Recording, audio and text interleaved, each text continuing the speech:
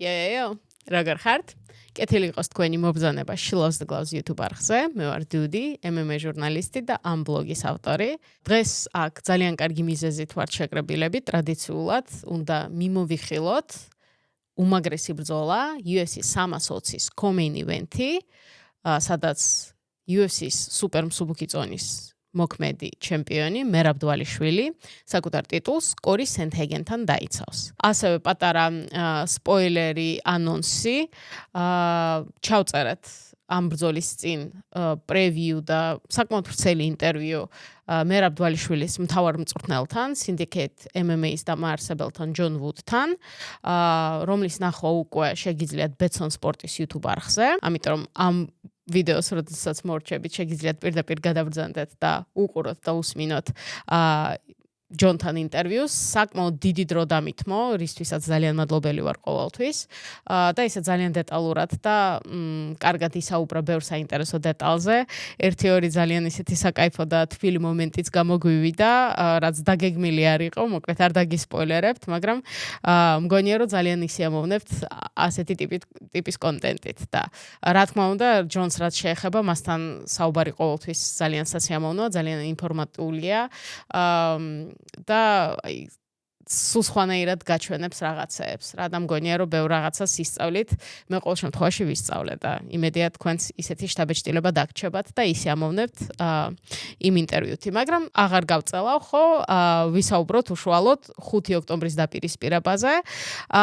და ერთ-ერთი პირველი კითხვა, რომელიც ფანებში და MMA მოყვარულებში, ქართველ მოყვარულებში განსაკუთრებით დაიბადა იყო ის, რომ თუ რატო არის ეს ბრძოლა co-main event-ი.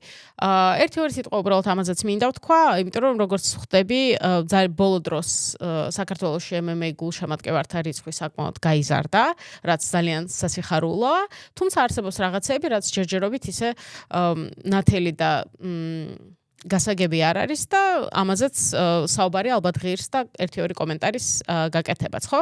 როგორც უკვე ვთქვი, მერაბ დვალიშვილის და კორი სენთჰეგენის დაპირისპირება 5 ოქტომბერს UFC 320-ის თანამთავარი ბრძოლა არის და მთავარ ბრძოლაში მაგომედ ანკალაევი და ალექს პერეირა ერთმანეთს დაუპირისპირდებიან ქვემძიმე წონის ტიტულზე. რატომ არის ეს ბრძოლა მთავარი და რატო არა მერაბი და კორი, ხომ? სინამდვილეში ამაში დამაკნინებელი და ცუდი არაფერი არ არის, ეს ნეგატიურად არ უნდა მივიღოთ და არც მერაბის მიმართ უპატივცემულობის გამოხატულება არ არის ორგანიზაციის მხრიდან. უბრალოდ UFC-ის და არა მხოლოდ UFC-ის პრაქტიკაში, ზოგადად ჩვენ სპორტში, ეგრეთ წოდებულ კომბატ სპორტში, ორთაბრძოლებში არის მიღებული ის, რომ მთავარი ბრძოლის ტურნირზე ჩანიშნული ბრძოლებიდან პრიორიტეტული, რა თქმა უნდა, არის სატიტულო ბრძოლები. ხოლო იმ შემთხვევაში, თუ ერთ ტურნირზე, ეგრეთ წოდებულ ქარდზე, ერთზე მეტი სატიტულო ბრძოლა არის ჩანიშნული, მაშინ უკვე პრიორიტეტები წონების მიხედვით ლაგდება და ამაში ვგულისხმობ იმას, რომ პრიორიტეტი უკავია, როგორც წესი, უფრო მძიმე წონას. შესაბამისად, არ უნდა გაგვიკვირდეს ხოლმე, როდესაც მაგალითად სუპერ მსუბუქი წონა ან უმსუბუქესი წონა და ასე შემდეგ თანამთავარი ბრძოლის როლს ასრულებს და უფრო მძიმე წონები, როგორც არის მაგალითად მძიმე წონა, ქვემძიმე და ასე შემდეგ, უფრო მაღალ ადგილს იკავებს ქარდზე. ეს არის ერთადერთი მიზეზი, რის გამოც ასე ხდება და კიდევ ერთხელ ამაში ცუდი არაფერი არ არის. პირიქით რაღაც მომენტებში კარგიც არის, იმიტომ რომ მერაბ დვალიშვილს როგორც იცით, უყვართ ხშირად ასპარეზობა და შესაბამისად უფრო მეტი თავისუფლება აქვს, არ არის შეზღუდული, ანუ კი შეუძლია ჩვეულებრივად იყოს main event-ი, როგორც ნახეთ UFC 316-ზე, ხო, ივნისში იყო main event-ი მერაბის და შონომალის ბრძოლა, მაგრამ თუ დასჭირდა UFC-ს შეუძლიათ ჩვეულებრივად თანამთავარ ბრძოლაშიც ჩასვან, როგორც ეს ამ შემთხვევაში გვაქვს და ასეთ დროს მერაბი არ არის შეზღუდული იმაში, რომ აი მხოლოდ ჰედლაინერობა შეუძლია და მაშინ მაინც და მაინც უნდა დაელოდოს ისეთ თვეს, სადაც უკვე სატიტულო ბრძოლა ჩანიშნული არ არის უფრო მაღალ წონაში, ეგრე ვთქვათ. იმედია ეს მომენტი რაღაცნაირად ასე თუ ისე ნათელი გახდა და რაღაც ეს ინფორმაციაც ამ ინფორმაციასაც გავითვალისწინებთ, ხო? მომავალში. კიდევ ერთი რამ, რაც ამ ბრძოლაში საინტერესო დეტალი შეიძლება იყოს, არის ის, რომ მერაბ დვალიშვილისთვის ეს როგორც უკვე თქვი, არის ტიტულის მესამე დაცვა, მაგრამ არა მხოლოდ უბრალოდ დაცვა, არამედ მესამე დაცვა კალენდარულ წელიწადში. მოგეხსენებათ, UFC 311-ზე იანვარში მერაბ დვალიშვილმა ტიტული პირველად წარმატებით დაიცვა უმარ ნურმაგომედოვთან. შემდეგ უკვე UFC 316-ის მთავარ ბრძოლაში შონ ომალის დაუპირისპირდა. ეს იყო მეორე წარმატებული დაცვა ტიტულის და ეხლა უკვე სულ რამდენი თვე არის გასული? ივლისი, აგვისტო, სექტემბერი, 4 თვე უხეშად რო ავიღოთ. 4 თვის შემდეგ მერაბ დვალიშვილი კიდევ ერთხელ გამოვა ოქტაგონზე და აწი უკვე მესამე ტიტულის დაცვას ეცდება, ხო? ეს რეალურად ძალიან საინტერესოა, იმიტომ რომ იმ შემთხვევაში თუ მერაბ დვალიშვილმა 5 ოქტომბერს კორი სენთეგენი დაამარცხა, ამ გამარჯვებით ძალიან ისეთ ელიტარულ კლუბს შეუერთდება იმ ჩემპიონთა სიას, ვინც საკუთარი ტიტულის დაცვა ერთ კალენდარულ წელიწადში 3-ჯერ მოახერხეს წარმატებით. რეალურად ისტორიის გამალობაში, UFC ისტორიაში ასეთი სულ 7 ჩემპიონი იყო. ეს იყო ფრენკ შემროკი 1998 წელს, ქვემძიმე წონაში, ეს იყო ტიტო ორტიზი 2001 წელს, ასევე ქვემძიმე წონაში, 2002 წელს მეტ ჰიუსი ქვესაშუალო წონაში, ჩაკ ლიდელი 2006 წელს ქვემძიმე წონაში, დიმიტრიუს ჯონსონი, რა თქმა უნდა, უმსუბუქეს წონაში 2013 წელს, კამარუ უსმანი 2021 წელს ქვესაშუალო წონაში და ყველამ უკვე ვიცით, ალექს პერეირას რეკორდული 2024 წელი, სადაც მან ქვემძიმე წონის ტიტული არა მხოლოდ ზედიზედ 3-ჯერ დაიცვა, არამედ სამივე დაცვა რეკორდულ 175 დღეში მოახერხა. ამაში პერეირას რეკორდი უჭირავს, მართლა ძალიან შთამბეჭდავი მიღწევა იყო, თუმცა შემთხვევით არ არის ის, რომ ხაზი გაუსვი ამ დივიზიონებს. რეალურად როგორც შეამჩნევდით, ყველა ან ქვემძიმე წონაში, ან ქვესაშუალო წონაში ასპარეზობდა დიმიტრიუს ჯონსონის გარდა, ხო? რაც, ესეც მნიშვნელოვანი დეტალია, იმიტომ რომ მიუხედავად იმისა, რომ რა თქმა უნდა ეს წონებიც საკმაოდ კარგი და კონკურენტულია და თითოს ჰქონდა თავისი რაც ოქროს ეპოქა და რენესანსები, ეგრეთ ვთქვათ, კონკურენტობით ალბათ რთულია რომელიმე შეადარო დღევანდელ სუპერმსუბუქ წონას, რომელიც არის აბსოლუტური, ზვიგენებით სავსე აკვარიუმი, რასაც ვამბობთ. და ასეთ ზე კონკურენტულ დივიზიონში თუ მოახერხა მერაბ დვალიშვილმა და ზედიზედ ერთ წელიწადში 3-ჯერ დაიცვა საკუთარი ქამარი, ხალხო ხელებით საგვიწევია, მართლა უპრეცედენტო მიღწევა იქნება და უაღრესად შთამბეჭდავი. აქვე 1-2 სიტყვა მინდა ვთქვა კორი სენთეგენზე. ზოგადად ეს ბრძოლა, როდესაც ჩაინიშნა, ცოტა ისეთი შთაბეჭდილება დამრჩა, რომ ბევრი ადამიანი კორის სერიოზულად არ აღიქვამს როგორც კონტენდერს. რასაც ბოლომდე არ ვეთანხმები, სიმართლე გითხრათ, იმიტომ რომ რეალურად ის ფაქტი, რომ კორი სენთეგენი ახლა ტიტულზე პირველად ჩხუბობს, ზუსტადაც რომ ხას უსვამს იმას თუ რაოდენ კონკურენტული დივიზიონი არის სუპერმსუბუქი წონა და რამდენად მართლა ფანტასტიკური მებრძოლები ასპარეზობენ მასში და რამდენად მაღალი არის ის უნარების დონე, რომელსაც უნდა ფლობდა იმისთვის, რომ თუნდაც ტიტულამდე მიხვიდე, ხო? იმიტომ რომ რეალურად კორი სენთეგენი არის ფანტასტიკური, ძალიან ნიჭიერი მებრძოლი, მრავალ მხრივ განვითარებული უნარებით. კი, აქვს თავისი სიძლიერები, ეგრეთ ვთქვათ, ძლიერი მხარეები და მაგრამ ზოგად ჭრილში ძალიან დაბალანსებული უნარები აქვს. სტრაიკინგით შეუძლია, გრეპლინგშიც ძალიან მოემატა ბოლო დროს, კარგი კარდიო აქვს, ასე შემდეგ და ამაზე დეტალურად კიდევ ვიმსჯელებ, რა თქმა უნდა. საბოლოო ჯამში რის თქმაც მინდა მე არის ის, რომ კორი სენთეგენი ნამდვილად დამსახურებული კონტენდერი არის ამ ტიტულზე. ჯოჯოხეთის გამოვლა მოუწია აქამდე მისასვლელად და ამ შანსს, ეგრეთ ვთქვათ, არ გაფლანგავს ნამდვილად. კარგად იქნება მომზადებული.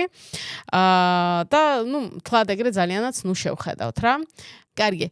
აღარ გადავდოთ, მოდი გადავიდეთ უშუალოდ ბრძოლაზე, უშუალოდ ტექნიკურ პრევიუზე. ტრადიციულად დავიწყებ სტატისტიკური მონაცემების პატარა მოკლე მიმოხილვით და ამჯერად მართლა ეს ძალიან მოკლედ იქნება, იმიტომ რომ ვფიქრობ, რომ ამ ბრძოლაში ციფრები ნაკლებად მნიშვნელოვანია. კი, არის შემთხვევები, როდესაც ღირს რაღაცებზე კონცენტრაცია და რაღაცის ხაზგასმა, მაგრამ ამ შემთხვევაში უფრო სტილისტურ დაპირისპირებებზე მინდა ვისაუბრო და რაღაცა ისეთ ნიუანსებზე, რაც შეიძლება ციფრებში არ გამოიხატებოდეს. მაგრამ მანამდე ზოგადი ინფორმაცია, როგორც ყოველთვის, მერაბ დვალიშვილი, კორი სენჰეგენის წინააღმდეგ, ბრძოლა სუპერ მსუბუქ ტიტულზე. მერაბ დვალიშვილი 20 გამარჯვება, 4 წაგება, აქედან 3 ნოკაუტი, 2 საბმიშენი და 15 მოგება გადაწყვეტილებით. კორი სენჰეგენის შემთხვევაში კარიერული სტატისტიკა არის 18 გამარჯვება და 5 წაგება. აქედან 8 მოგება ნოკაუტით, 3 მოგება საბმიშენით და 7 გადაწყვეტილებით. მერაბ დვალიშვილის შემთხვევაში 168 სანტიმეტრი არის სიმაღლე, კორი სენჰეგენის შემთხვევაში 180, საკმაოდ დიდი სხვაობა არის. 12 სანტიმეტრი გამოდის სხვაობა სიმაღლეში, მაგრამ ამას ასე თუ ისე მგონი უკვე მიჩვეული არის მერაბ დვალიშვილიც და ჩვენც მივეჩვიეთ. წვდომშიც ცხადია აქვს კორის უპირატესობა, მაგრამ არა იმდენად დიდი, რამდენადაც შეიძლება იფიქროთ. რეალურად მერაბ დვალიშვილის შემთხვევაში წვდომი არის 173 სანტიმეტრი, ხოლო კორი სენჰეგენის შემთხვევაში ეს რიცხვი არის 177 სანტიმეტრი. მერაბ დვალიშვილი არის 34 წლის, კორი სენჰეგენი 33 წლის, აქ დიდი სხვაობა ასაკში ნამდვილად არ გვაქვს. გადავიდეთ ახლა მნიშვნელოვან დარტყმებზე და ზოგადად სტრაიკინგის მიმოხილვაზე. საინტერესო სურათი იკვრება მეტოქისთვის მიყენებული მნიშვნელოვანი დარტყმების თვალსაზრისით. მერაბ დვალიშვილის შემთხვევაში მეტოქისთვის წუთში მიყენებული მნიშვნელოვანი დარტყმების რიცხვი არის 4.31, ვთქვათ 4.5 დარტყმა წუთში.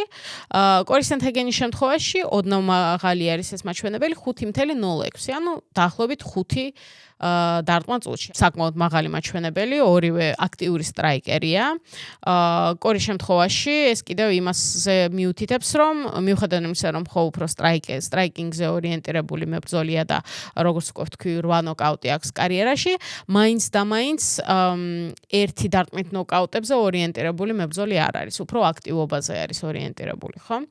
საინტერესო არის მიღებული დარტყმების მაჩვენებელი. მერაბ დვალიშვილი იღებს 2.5 დარტყმას წუთში, კორი სენჰეგენი 3.5 ფაქტობრივად, ხო? 2.5 რეალურად არის ძალიან კარგი მაჩვენებელი, განსაკუთრებით საჩემპიონო დონეზე. მერაბის სტატისტიკა ძალიან კარგია, რომ ძალიან ბევრ დარტყმას უყენებს მეტოქეს და ცოტას იღებს საპასუხოდ. ასევე შეგვიძლია ვილაპარაკოთ სიზუსტეზე, დარტყმების სიზუსტეზე. მერაბ დვალიშვილის შემთხვევაში ეს რიცხვი 52%-ს უდრის, რაც UFC როსტერისთვის ზუსტად საშუალო რიცხვია, საშუალო მაჩვენებელი, ანუ აქაც მწვანეში ვართ, ეგრე ვთქვათ. კორი სენჰეგენის შემთხვევაში ეს მაჩვენებელი 45%-ს შეადგენს, სხვაობა მიზერულია რეალურად. და დაცვა, რაც ძალიან საინტერესოა, დაცვა დგომში ორივეს იდენტური აქვს 56%, რაც საკმაოდ კარგი მაჩვენებელია. გადავიდეთ გრეპლინგზე. აქ ისედაც ბევრს არ გავჩერდები და რიცხვებზე საუბრით თავს არ მოგაბეზრებთ, რატომ? იმიტომ რომ ასე თუ ისე მგონი ყველას გვესმის ამ ეტაპზე, რომ გვაქვს ტრადიციული მეტნაკლებად დაპირისპირება, სადაც ჩემპიონის სახით ყავს გრეპლერი, მერაბ დვალიშვილი და კორი სენჰეგენის შემთხვევაში ყავს სტრაიკერი და შესაბამისად გრეპლინგის სტატისტიკაში სხვაობა მოსალოდნელი არის, ხო, არ ამგონია ვინმეს გაუკვირდეს, რომ მერაბ დვალიშვილის შემთხვევაში საშუალოდ 15 წუთში გდებების რიცხვი შეადგენს 5.84-ს, ანუ ფაქტობრივად 6 გდება 15 წუთში, რაც არის სრული სიფსიხე და რა თქმა უნდა, კორი სენჰეგენის შემთხვევაში ეს გაცილებით უფრო ნაკლები არის ამის მაჩვენებელი, 1.28, ხო, ანუ კორი სენჰეგენი რეალურად საშუალოდ 15 წუთში 1 ტეიქდაუნს ასრულებს. Takedown defense რაც შეეხება, ანუ გდებებისგან დაცვას, ესეც ძალიან მნიშვნელოვანია. მერაბ დვალიშვილს აქვს ძალიან მაღალი მაჩვენებელი, 82%-ს შეადგენს, ძალიან მაღალი მაჩვენებელი არის, ისე და ისე ელიტური მებრძოლისთვის. კორი სენჰეგენის შემთხვევაშიც ეს მაჩვენებელი საკმაოდ კარგია, 63%, რაც, მაღლად ითვლება. ვნახოთ რამდენად გამოადგება და რამდენად შეინარჩუნებს ამ სტატისტიკას მერაბთან ბრძოლაში, იმიტომ რომ ვიცით რომ მერაბთან ბრძოლა როგორც წესი ასეთ სტატისტიკას ძალიან მკვეთრად აფუჭებს, ეგრე ვთქვათ. მაგრამ ხო, აქ როგორც უკვე ვთქვი, სტანდარტულად არის ყველაფერი გრეპლერის სტრაიკერის წინააღმდეგ და გრეპლერი, რომელიც ძალიან დიდ აქტივობაზე არის ორიენტირებული და ამ აქტივობის შენარჩუნება 25 წუთის განმავლობაში, ანუ 5 რაუნდის მანძილზე ჩვეულებრივად შეუძლია. ხო, აქ კიდე რა შეიძლება ვთქვათ, ისეთი რაც არ ვიცით, ხო? პრინციპში აქამდე მეტნაკლებად ყველაფერი გასაგები არის და შეგვიძლია უშუალოდ სტილებზე ვისაუბროთ. ისევ და ისევ არ გავჩერდები და არ ვისაუბრებ მერაბის კარდიოზე, იმიტომ რომ ეს ისედაც აქამდეც მგონი ყველამ გაიგო და ამაში ახალი და სურპრიზი და მოულოდნელი არაფერი არ არის.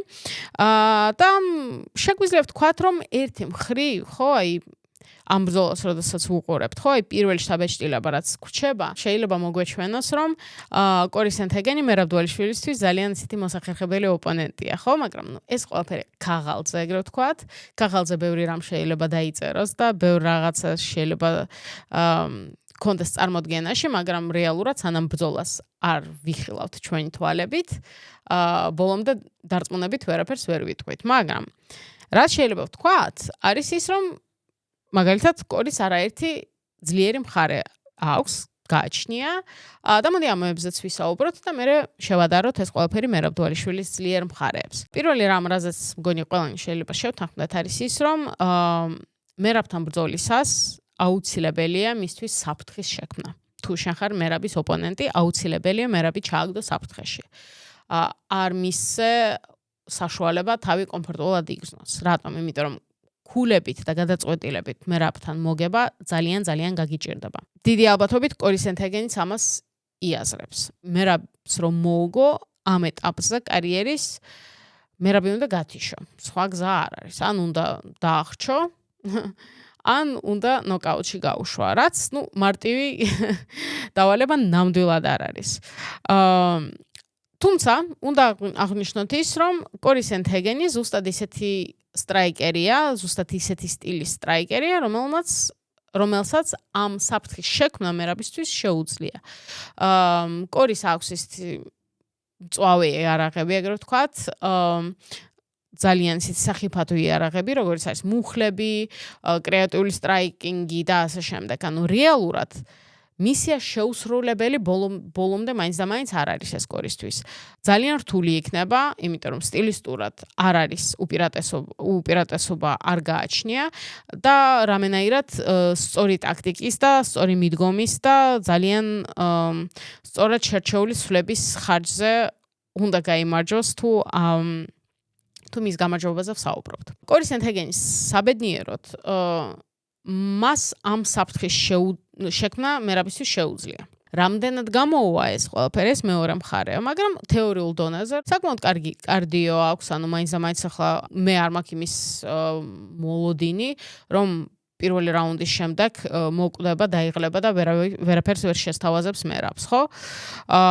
კიდევ ერთი რამ, რაც კორის აქვს, ეს არის ინტელექტი. რეალურად კორი სენთეგენი და რის გამოც ეს მებრძოლი ესე ძალიან მომწონს, არის ის, რომ კორი სენთეგენი არის ძალიან ინტელექტუალური მებრძოლი, ძალიან ჭკვიანი მებრძოლი. შეიძლება ითქვას ზოგჯერ ნამეტანი ჭკვიანიც არის და ბევრს ფიქრობს ბრძოლამდეც, მაგრამ ბრძოლაში და ბრძოლაში ეგ ზოგჯერ ხელს უშლის. აი კორი სენთეგენს როდესაც ვუყურებ და ვუსმენ, შთაბეჭდილება მრჩება, რომ კორისგან გამოვა, შეიძლება ამ ეტაპზე არა, მაგრამ მერე მომდევნო ეტაპებზე კარიერის კორისგან შეიძლება გამოვიდეს ძალიან მაგარი მწვრთნელი. მაგრამ როგორც წესი, ეს არის პარადოქსი, ხო, რომ ყველა საჩემპიონო მებრძოლი მაინც და მაინც კარგი მწვრთნელი შეიძლება ვერ გამოვიდეს და პირიქით, კარგი მწვრთნელი მაინც და მაინც საჩემპიონო მებრძოლს არ ნიშნავს. და აი შეიძლება კონდეს შეხება ისეთ შემთხვევასთან, როდესაც ზუსტად ასეთ მებრძოლზე გვაქვს საუბარი, ხო, რომელიც არის ძალიან ტექნიკური, ძალიან ჭკვიანი, მაგრამ აი რაღაც აკლია იმისთვის, რომ აი ამ ყველაზე მაღალ პლანკას მიაღწიოს, ეგრე ვთქვათ. აი, უმარ ნურმაგომედოვთან ბრძოლის პარადოქსი არის ის, რომ აი იმას შეფასებებს რო შეხედოთ, ხომ? იფიქრებთ, რომ უმარმა კორის გადაუარა. რეალურად ეგეთი არაფერი მომხდარა. კი, უმარმა მოიგო, მაგრამ ბრძოლა საკმაოდ კონკურენტული იყო, მაგრამ კორი რაღაცნაირად ძალიან იყო გადართული დაცვაზე. და შეტევები თითქოს დაავიწყდა რა. ეს რა თქმა უნდა ამაში ნაწილობრივ არის უმარის დამსახურებაც და მისი სტილის და იმ გამოწვევის თუ რა გამოწვევასაც წარმოადგენს ესეთ მებრძოლთან დაპირისპირება, მაგრამ ამავდროულად ხო, ანუ კორის აქვს ეს მომენტები, როდესაც ბრძოლაში თითქოს ძალიან ბევრს ფიქრობს და ამ ფიქრში რაღაცები ეპარება, რაღაცები ავიწყდება. კარგი ამბავი არის ის კორისთვის, რომ დეივისონ ფიგურედოსთან ბრძოლაში ეს არ მომხდარა. დეივისონ ფიგურედოსთან ბრძოლაში პირიქით სხვანაირი კორის ანტაგენი დავინახეთ, თავდაჯერებული, აგრესიული, სწორად აგრესიული, ანუ არა ზედმეტად, არამედ რაღაც ანუ მოზომილად, რამდენიც იყო საჭირო. არ გაწელა ეგ ამბავი, საკმაოდ მალევე გადავიდა შეტევაზე და ფინიშიც მოიპოვა. იქ კი იყო საუბარი იმაზე, რომ აი დეივისონმა ტრავმა მიიღო და მაგიტომაც დასრულდა ეგ ბრძოლა, მაგრამ ეგრეც არ არის, რეალურად დეივისონი იმ ბრძოლაში თითქოს ვერც ჩაირთო, კორიმ არ მისცა მაგის შესაძლებლობა და საბოლოო ჯამში ის ტრავმა, რაც დეივისონმა მიიღო, მუხლის ტრავმა, კორის ენთეგენის მიერ იყო გამოწვეული, ლეგლოკში გამოიჭირა და მერე უხერხულ პოზიციიდან გადავიდნენ და მიიღო ტრავმაც, მაგრამ ესეც იყო კორის ენთეგენის დამსახურება. აბსოლუტურად და ესეც არ უნდა დავუკარგოთ. მე გამიხარდა ხო, რომ კორი ცოტა ესეც აი იმ ბრძოლაში უფრო კონტენდერს გავდა კორი, ვიდრე ჩვეულებრივ მებრძოლს. მაგრამ აქ არის მეორე მომენტი. რამდენად არის ეს მართლა ნამდვილი თავდაჯერებულობა და რამდენად არის უბრალოდ ის მომენტი, რომ კარგად იაზრებდა, რომ დეივისონი მისთვის კარგი მეტოქე იყო, ეგრე ვთქვათ. და შეიძლება უბრალოდ რაღაც მომენტში 100%-ით იყო დარწმუნებული იმაში, რომ დეივისონს მოუგებდა. და შეიძლება ეგეც გამოიხატა ამ თავდაჯერებულობაში. რამდენად ექნება ეს თავდაჯერებულობა მერაბთან, ამის თქმა ცოტა მიჭირს, იმიტომ რომ მერაბის გარშემო ახლა ცოტა ესეთი დამარცხებლობის აურა არის შექმნილი, ალბათ თქვენც დამეთანხმებით, ხო? დანარჩენი დივიზიონისთვის თითქოს მერაბი ახლა არის ის თამასა და ის ეტალონი, რომელსაც დასდევენ, ხო? და ყველა იაზრებს, რომ მარტივი არ იქნება ასეთი ჩემპიონი, ასეთი დომინანტური ჩემპიონის დამარცხება. და ამას იაზრებს, როგორც ვთქვი, ასევე კორის ენთეგენი და შეიძლება ეგეც ამანაც ითამაშოს როლი და ამანაც აისახოს იმაზე, რომ კი ის კორი, რომელიც დეივისონ ფიგურედოსთან ნახეთ, იყო ძალიან მაგარი და ძალიან შთამბეჭდავი, მაგრამ არ არის მაინც და მაინც გარანტირებული, რომ იმავე შემართებით იქნება კორი მერაბთან ბრძოლაში. მაგრამ შეიძლება კიდე, უშუალო სტილისტური მეჩაპის გამო არ იყო ეგ მომენტი ფიგისთან ბრძოლაში, არამედ ითამაშა ტრევორ ვიტმენის ფაქტორმა. კორის ენთეგენმა არც ისე დიდი ხნის წინ დაიწყო ტრევორ ვიტმენთან მუშაობა. და ტრევორ ვიტმენი გახდა კორის მთავარი მწვრთნელი. ზოგადად, როდესაც მებრძოლები ამ კემპებს ცვლიან ეგრეთ წოდებულებს, ხო, გუნდიდან გუნდში გადადიან, ამ შეთამაშებას, ეგრე ვთქვათ, ცოტა დრო სჭირდება ხოლმე. პირველივე ბრძოლაში შეიძლება ვერ გამოჩნდეს ეს რაც შედეგი, მეორე ბრძოლაში შეიძლება ვერ გამოჩნდეს, იმიტომ რომ ნდობას და ამ ყველაფერს დრო სჭირდება. და წინა ბრძოლაში თითქოს უკვე გამოჩნდა ის, რომ ტრევორი და კორი შეთამაშდნენ. კარგი ორგანული კუთხე იყო, კარგი ერჩევებით და რაღაცეებით.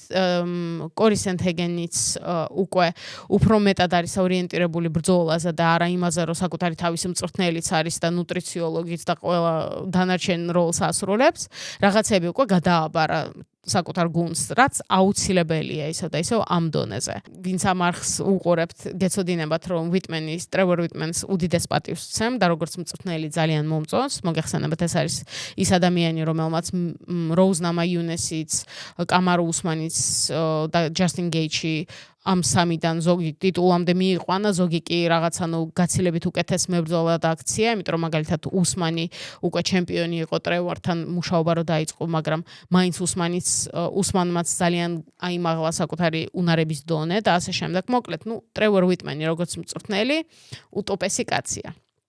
და მაგიტომაც საინტერესო არის თუნდაც აი ამ სამწვრთნელო სასწავების და გუნდების ჯახი, ხო? ერთი მხრივ ყავს ჯონ ვუდი მერაბთან და ტრევორ უიტმენი კორისთან. კიდევ ერთი მნიშვნელოვანი ადამიანი კორის კუთხეში, როგორც უკვე დასაწყისში აღნიშნე, არის რაიან ჰოლი. რაიან ჰოლი არის ყოფილი უკვე UFC-ის მებრძოლი, რომელმაც მოგეხსენებათ ილია თოფურიასთანაც ჰქონდა დაპირისპირება რამდენიმე წლის წინ. დღეს უკვე UFC როსტერზე აღარ არის, აღარ ირიცხება. როგორც მივხვდით, ბევრი ტრავმა აქვს მიღებული და შესაბამისად ამ მომენტში ასპარეზობა აქვს შეწყვეტილი, მაგრამ აქტიურად არის გადართული მწვრთნელობაზე და რაიან ჰოლის ესეთი ნიუანსი და საინტერესო მომენტი არის მდგომარეობს იმაში, რომ რაიანი არის კარგი გრეპლერი, რომელიც ორიენტირებული არის ეგრეთ წოდებულ ლეგ ლოქებზე, ანუ ფეხის მტკივნეულ ილეთებზე. ილიასთანაც ბრძოლაში სულ მუდმივად მაგას ცდილობდა, რაც რა თქმა უნდა არ გამოუვიდა, იმიტომ რომ ჯერ უკვე ძალიან ნათელი იყო, რასაც ცდილობდა და ილიაც ცხადია სხვა დონეზე არის და კარგად იყო მომზადებული ამისთვის, მაგრამ კორის შემთხვევაში ეს ტანდემი ძალიან საინტერესოდ გამოიხატა, იმიტომ რომ როგორც აღვნიშნე, კორის ენთეგენი დომინანტურად არის სტრაიკერი სტილის თვალსაზრისით, მაგრამ ბოლო დროს თავადაც გაიაზრა, რომ ამ დივიზიონში, ამ ეტაპზე მხოლოდ სტრაიკინგით ვერსად კი არა შორს ვერ წავა და შესაბამისად აქტიურად დაიწყო მუშაობა თავის გრეპლინგზე, როგორც დაცვით, ასევე შეტევით გრეპლინგზე. იყო რამდენიმე ბრძოლა, თუნდაც ჩიტო ვერასთან ბრძოლა ავიღოთ, როდესაც მგონი ბერმა არ მოელოდა, რომ იმდანად აქტიურად იქნებოდა გრეპლინგზე გადართული, მაგრამ როგორც ვიხილეთ, იყო და ამის ხარჯზე, გრეპლინგის ხარჯზე რეალურად მოიგო ის ბრძოლა.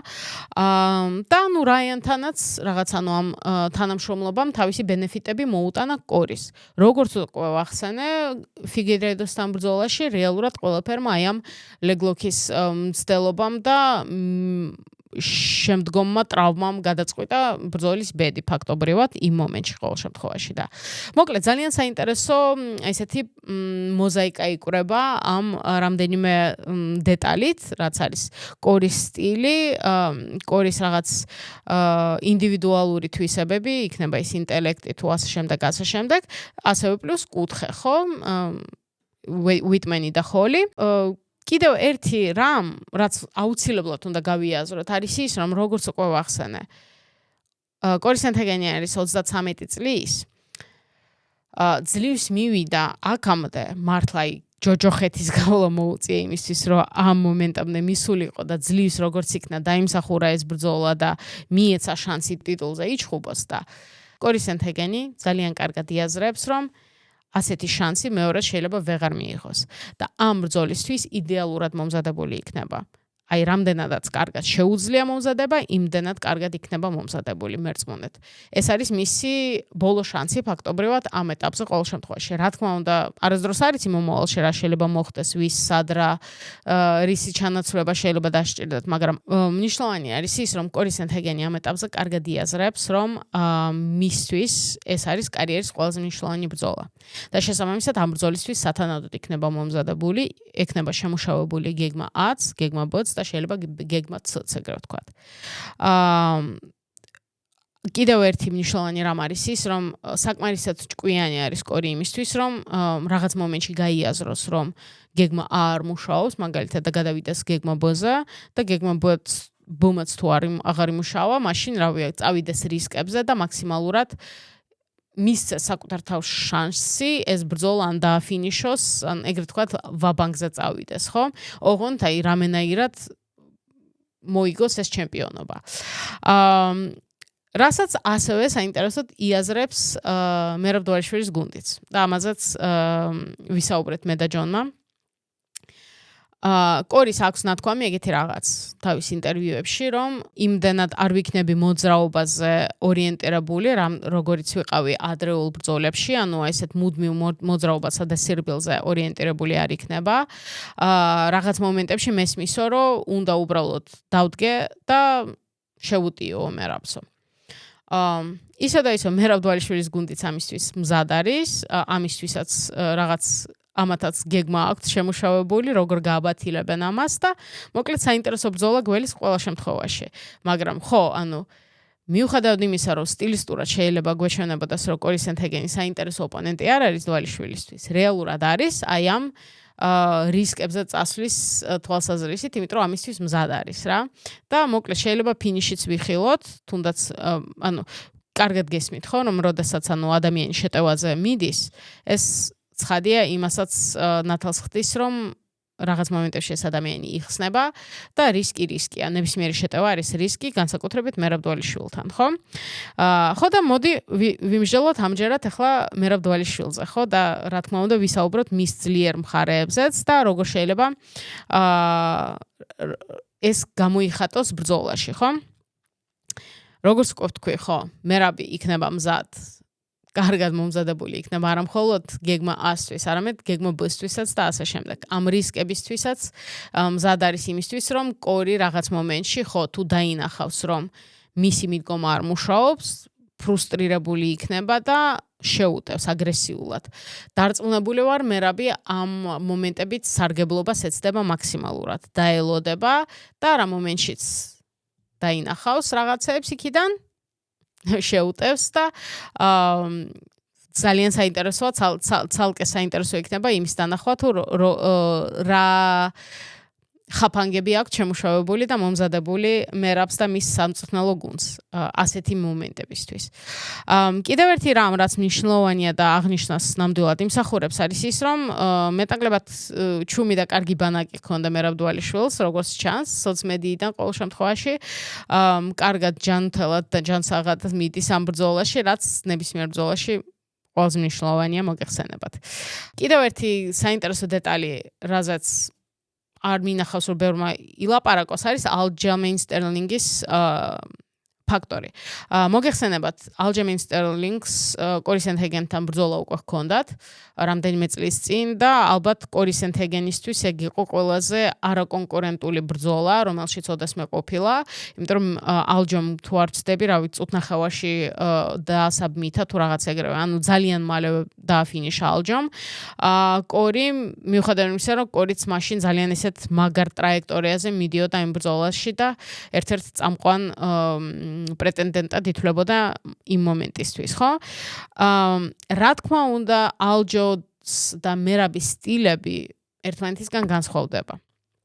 ამაზე ორი აზრიც არ არსებობს, კი ორივე გრეპლერია, მაგრამ ალჯო გაცილებით უფრო მეტად არის ორიენტირებული ამ ზურგის აღებაზე და საბმიშენებზე, მერაბმა ბოლო დროს მოუმატა ამას, ხო? მაქამდე უფრო მეტნაკლებად აქტივობაზე იყო გადართული მერაბი და ეგრე ვთქვათ, აი სარეცხ მანქანაში რო გატარებს, ხო? ჩაგიყვანს პარტერში, ადგები და ნუ ესე უსასრულობამდე. ჯოჯოხეთური წრე. მაგრამ ნუ სტილისტურ რაღაც განსხვავებებს თავი რო დავანებოთ, უბრალოდ იმ მომენტისთვის ალჯოც და მერაბიც უკვე ერთად მუშაობდნენ რეალურად და ერთად ემზადებოდნენ, ასე თუ ისე იმ ბანაკშიც ალჯოს მერაბიც ყავდა და ანუ არაფერი ძალიან ისეთი ახალი მერაბისთვის არ არის ამ დაპირისპირებაში. ასე თუ ისე უკვე ნაფიქრი აქვს და დიდი ხანი კორი სენთეგენი მის რადარზე არის, ეგრე ვთქვათ, ხო? ესეც არ უნდა გამოგჩეს, რომ საინტერესო ნაწილი შეიძლება იყოს ამ დაპირისპირებაში ეს მომენტიც. და რა თქმა უნდა, ამ ყველაფერში რატომაც არ მინდა დიდი კონცენტრაცია კარდიოზე და რაღაც ესეთ ბანალურ დეტალებზე, არის ის, რომ ყველაზე მთავარი მაინც მიმაჩნია ამ დაპირისპირებაში მერაბ დვალიშვილის როგორც მებრძოლის და როგორც ჩემპიონის განვითარება. გონი შეიძლება შევთანხმდეთ, რომ ბოლო რამდენიმე ბრძოლის განმავლობაში მერაბ დვალიშვილი სულ სხვა დონეზე ავიდა. გაცილებით უფრო თავდაჯერებულია, გაცილებით უფრო გახსნილია როგორც მებრძოლი და თითქოს საკუთარი რიტმი იპოვა. ეს ძალიან მნიშვნელოვანია, იმიტომ რომ საჩემპიონო დონეზე ესეთი გახსნა და განვითარება იშვიათია. ამ მომენტისთვის როგორც წესი მებრძოლი უკვე ჩამოყალიბებულია და ეგრეთ წოდებული დასრულებული პროდუქტი არის. მერაბი ამ შემთხვევაში გამონაკლისია. ამ შემთხვევაშიც გამონაკლისია ჩვეულებრივი წესებიდან. ამ ყველაფერში ძალიან დიდი წვლილი და დამსახურება ეკუთვნის ჯონ ვუდს და სინდიკეტ MMA-ის გუნდს, იმიტომ რომ ძალიან დაეტყო ეს პერსონალური მიდგომა მერაბის ბრძოლის სტილს და ეფექტურობას. როგორც ჩანს აქამდე მიუხედავად იმისა, რომ მეცერასთან და რეილონგოსთანაც დიდი ხანი ვარჯიშობდა, აი თითქოს ეს ინდივიდუალური მიდგომა, პერსონალური მიდგომა არ ჩანდა, ხო? და ეხლა ჯონი და მისი გუნდი ფაქტობრივად მთლიანად გადართულები არიან მერაბ დვალიშვილზე, ინდივიდუალურად უდგებიან მას როგორც მებრძოლს, ითვალისწინებენ ყველა იმ რაც უპირატესობას, რაც მერაბს აქვს, ასევე სისუსტეებზეც აკეთებენ აქცენტს და მაქსიმალურად აქცევენ ყურადღებას და მოკლედ შედეგი სახეზეა, ხო? კიდე რაღაც ერთი მნიშვნელოვანი რამ, რაც აღსანიშნავი არის ის, რომ რაღაც მომენტში და ჯონი ამაზე ბევრს საუბრობს, დაიწყეს საუბარი ფინიშებზე, აქტიურად დაიწყო საუბარი ფინიშებზე, რომ კონცენტრაცია გააკეთა არა მხოლოდ უბრალოდ აქტივობაზე და ბრძოლის მოგებებზე, არამედ შთამბეჭდავეთ მოგებებზე და ვადამდე ადრე. და აქ საინტერესო არის ის, რომ გრეპლერი თუ მებრძოლი გრეპლერი ხარ და აქამდე აქტივობაზე იყავი ორიენტირებული და კონტროლზე და ასეთ ასპექტებზე, უცებ ფინიშებზე, როდესაც ცდილობ გადართვას, აქ რეალურად გაქვს ორი გზა. პირველი არის აქცენტის გაკეთება საბმიშენებზე და მეორე არის აქცენტის გაკეთება ground and pound-ზე, ხო? იმიტომ რომ რავი, პარტერში სხვანაირად ბრძოლა როგორ უნდა დაამთავრო, ხო? ან მიწაზე უყენებ დარტყმებს მეტოქეს და საბოლოო ჯამში რეფერი ერევა და ბრძოლას აჩერებს, ან გუდავ, ან მტკივნეული ილეთით ბრძოლას ვადამდე ადრე ასრულებ, ხო? ამ შემთხვევაში მერაბ დვალიშვილმა და მისმა გუნდმა, როგორც ჩანს, აქცენტი გააკეთეს საბმიშენებზე და ამაზე აქტიურად მუშაობენ და ცდილობენ ეს აქციონ თავისი მთავარ რაღაც მიზნად და აქცენტად. შედეგიც ვიხილეთ. შონომალისთან ბოლო ბრძოლაში ვადამდე ადრე დასრულდა ბრძოლა მერაბ დვალიშვილის გამარჯვებით და ზუსტად საბმიშენით მოხდა ეს. და ეს უკვე ძალიან მნიშვნელოვანი მომენტი არის მენტალურად მებრძოლისთვის. რეალურად ეხლა უკვე მერაბ დვალიშვილი კარგად იაზრებს, რისი გაკეთება შეუძლია ბრძოლაში. აქამდე თუ უბრალოდ რაღაც თავის კომფორტის ზონაში რჩებოდა და ამ რაღაც აქტივობით და გდებებით და კონტროლის ხარჯზე იგებდა ამ ბრძოლებს, ეხლა უკვე იცის, რომ საბმიშენიც შეუძლია. რაღაც მომენტებში გაცილებით უფრო კომფორტულად გრძნობს თავს დგომშიც და ესეც ეთყობა. და ახლა უკვე ეს თავდაჯერებულობა ზუსტად გამოიხატება იმაში, თუ რასაც ვხედავთ, ხო? მაგალითად უმართან ვთქვათ, არ იყო ხო მან ფინიში, ანუ მაინც გადაწყვეტილებამდე მივიღეთ, მაგრამ დომინანტურად მოუგო, შოუ დადგა მერაბმა. ეს ყველაფერი თავდაჯერებულობაზე მიუთითებს, შონთანაც ის რომ გაიხსნა რაღაც მომენტებში უფრო მეტ რისკზე წავიდა, საბმიშენი ყოველთვის რისკია, იმიტომ რომ იქ შეგიძლია პოზიცია დაკარგო, ისევ ფეხზე აღმოჩნდე, ასე შემდეგ. მერაბ დვალიშვილს ეგეთი რაღაცები უკვე აღარ აჩერებს. უკვე სხვანაირად უყურებს ბრძოლებს, სხვანაირად იხსნება, სხვანაირად არის მიმართული, სხვანაირად მენტალურადაც არის განწყობილი და ეს ძალიან საინტერესოა და ვნახოთ აბა როგორ გამოიხატება ეს ყველაფერი ამ დაპირისპირებაში. იმიტომ რომ ისევ და ისევ ეს დადებითად მოქმედებს მებრძოლზე და თუ არსებობენ მებრძოლები, რომელსაც ეს შეიძლება ისე უხეშად ვთქვათ, თავში აუვარდეთ, ხო? და ანდერსონ სილვას შემთხვევაში დავინახეთ ეს რაღაც მომენტში, ხო? აი კრის უაიტმენთან ეს პირველი ბრძოლა ანდერსონმა რატო წააგო? იმიტომ რომ ნამეტანი ბევრი შოუმენშიპი მოუვიდა, ხო? იქ რაღაც ახტოდა და საბოლოო ჯამში გამოიჭირა უაიტმენმა და ნოკაუტა. და აქედან დაიწყო ყველაფერი დაღმართი, ეგრე ვთქვათ, ანდერსონ სილვას კარიერაში, მაგრამ რაც შეეხება მერაბ დვალიშვილს, ყოველ შემთხვევაში შორიდან არ ჩანს ისეთი ადამიანი, რომელსაც ეს სცენი შეაწუხებს, ხო, რომელსაც ეს წარმატება და დომინანტურობა თავში აუვარდება და რაღაც მომენტებში საკუთარ მეტოქეს არასერიოზულად მიუდგება. არა, პირიქით მგონია, რომ ეს უფრო წარმატების მომტანი შეიძლება აღმოჩნდეს და ნეგატიურად ნაკლებად აისახოს მის პერფორმანსზე. პირიქით უფრო გაიხსნება, უფრო მეტად იქნება ფინიშებზე ორიენტირებული ბრძოლის ვადამდე დასრულებაზე და ნუ ეს შეიძლება ამ ბრძოლაშიც შესაბამისად გამოიხატოს, ხო? ჩემი მოლოდინი ამ ბრძოლაზე არის ის, რომ მერაბი შეიძლება შეიქმნას ისეთი სიტუაცია, რომ მერაბ დვალიშვილი კორი სენთეგენზე ყველა დისციპლინაში უკეთესი იყოს. სტილისტურად მართლა მგონია რომ კორი სენთეგენი მერაბ დვალიშვილისთვის საკმაოდ კარგი ოპონენტია. მიუხედავად იმისა რომ ისა და ისევ სახიფათოა აუცილებლად და კარგად მომზადებული იქნება და ამ ბრძოლაში უბრალოდ ისე არ მივა. მაგრამ მგონია რომ რაღაც მომენტებში მერაბს ექნება შესაძლებლობა ძალიან შთაბეჭდავი ბრძოლა აჩვენოს.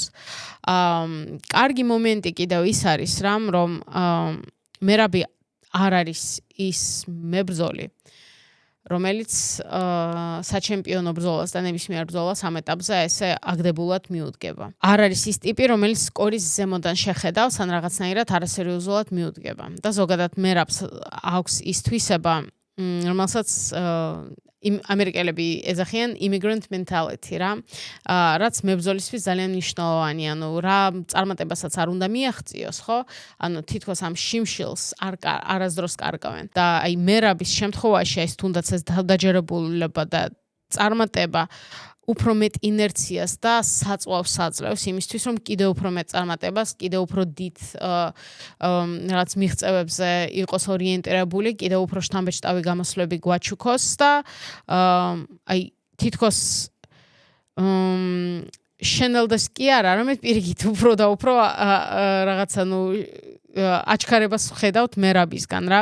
ეს მიდგომა, რა თქმა უნდა, იმედია ხოლ წარმატების მომტანი იქნება დვალიშვილისთვის და დარწმუნებული ვარ ქართველი MMA მაყურებლებიც და მოყვარულებიც არიან უკვე იმის მოლოდინში, რომ მერაბ დვალიშვილი მესამე ტიტულის დასვასაც დააგროვებს, როგორც უკვე აღნიშნე, ამ ელიტარულ კლუბსაც შეუერთდება და სულაც როგორც ჩანს, არ არის გამორიცხული ისიც, რომ წელს მერაბი შეიძლება კიდევ ერთხელ ვიხილოთ, ძალიან მოტივირებული და ესეთი ენერგიით ახსავსე არის და ძალიან სურს თავად დეკემბერშიც იასპარეზოს წლის ბოლო pay-per-view-ზე და ზოგადად UFC-ის ისტორიაში ბოლო pay-per-view-ზე.